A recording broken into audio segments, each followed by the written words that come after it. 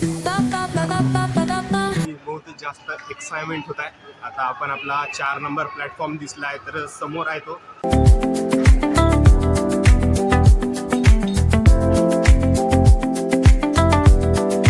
तर हॅलो मित्रांनो, तुमचं स्वागत आहे आपल्या नव्या ब्लॉगमध्ये. तर आता मी जातो आपल्या सेंटरकडे आणि तुम्हाला माहीतच झालं असेल की मागच्या ब्लॉगमध्ये पाहिले असेल तर भोपाळला जातो तुम्ही आणि आता जातो आपल्या टॅक्सी बुक केली होती म्हणजे ॲटो आणि सेंटरकडे निघालो. तर आदर्शला पण घेऊन जातो, पण एक प्रॉब्लेम झाली की आदर्शला तिकडे जमत नव्हता. तर मग त्याच्यानंतर मी आदर्शला वापस पाठवलं होतो घरी आणि इथं पोहोचल्यावर आपला सर्वात आधी थोडंसं डॉक्युमेंट चेक झाला आणि इथं बसून होतून आणि मोबाईल अलाव नव्हता, पण थोडासा शूट केलो मी आणि त्यानंतर डायरेक्ट मोबाईल आपला बॅगीत होता.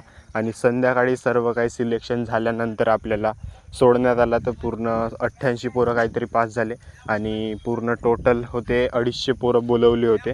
तर 300 बोलवले होते, तिथून 250 प्रेझेंट होते आणि बाकीचे आता क्वालिफाय झाले. तर आता मी घरी जाण्यासाठी आपली ॲटो पाहत होतो.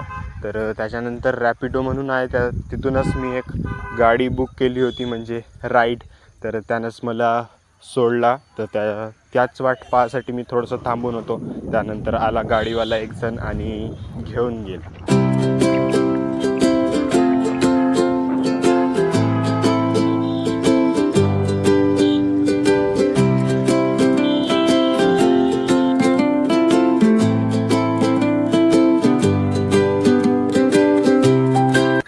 आता रातभर तिथेच राहिलो आणि दुसऱ्या दिवशी निघलो आपल्या गावाला जाण्यासाठी. आता चाललो आम्ही स्टेशनवर.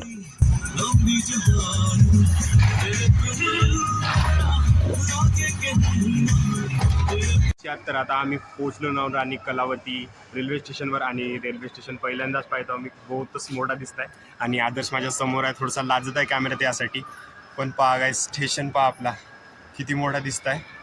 तर पहिला एक्सपिरियन्स होणार आहे असं वाटत आहे का एअरपोर्टवर आल्यासारखी मला वाटत आहे.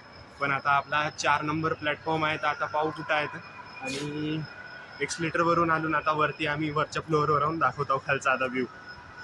तर पहा खाली काहीतरी असं आहे. आपण इथूनच आलो आणि पुरा असा वाटत आहे कुठं आलून का. तर आता पाहू अजून आपला प्लॅटफॉर्मच जाऊ सर्वात आधी.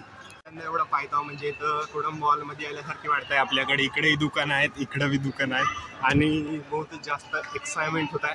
आता आपण आपला 4 नंबर प्लॅटफॉर्म दिसला आहे तर समोर आहे तो. तर तिकडे चालून आणि हा ब्लॉग आता पब्लिकमध्ये बनवत आहोत. तर आदर्शला थोडासा कसं तरी वेगळा वाटत आहे, पण आपल्याला एक्सपिरियन्स झाला आहे तर तेवढा काही नाही. तर थोडासा दूरच आहे तो आणि सर्व लोक असं पाहत आहेत माझ्याकडे असं वाटत आहे. पण आपल्याला काही टेन्शन नाही की आपण आता 5 मिनटं तर ह्या जागेवर राहणार नाही. कोणी आपल्याकडे पाहावं काही करणार आहोत, मी तुमच्याकडे पाहतो आणि ब्लॉग बनवत आहो म्हणून. तर प्लॅटफॉर्म क्रमांक हा आपला 4-5 आहे. तर 4वरच जायचं आहे आणि थोड्या वेळातच आपली ट्रेन येईल, कारण तर 8 वाजताची ट्रेन आहे. आणि आपला कॅमेरा थोडासा डल क्वालिटी शूट करत आहे म्हणून आता मी 1x वर शूट करतो. आणि इथून पाहायचा नजारा म्हणजे बहुतच चांगला दिसत आहे पहा. आणि हे एक्सलेटर पहा गाईज बिना पायऱ्याचे आहे आणि पहिल्यांदा असे आम्ही जात आहोत. तर काहीतरी थोडंसं वेगळंच वाटतं आहे आणि इकडं जाऊन आता असं जायचं आहे. तर हा आपला पहिला एक्सपिरियन्स होणार आहे. तर आम्ही मध्य प्रदेशमध्ये येऊन भोपाळ कलावती राणी कलावती रेल्वे स्टेशनवर. तर आता पहिला एक्सपिरियन्स आहे, मजा येत आहे, चांगला वाटत आहे.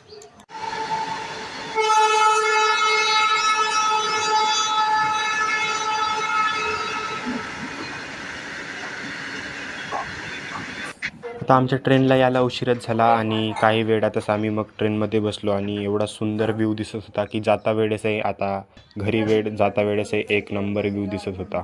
तर आता आमची ट्रेन थांबली मगांपासून पहिला स्टॉप हो हा. आणि आता पहा गर्दी पहा स्टेशनवर किती दिसत आहे.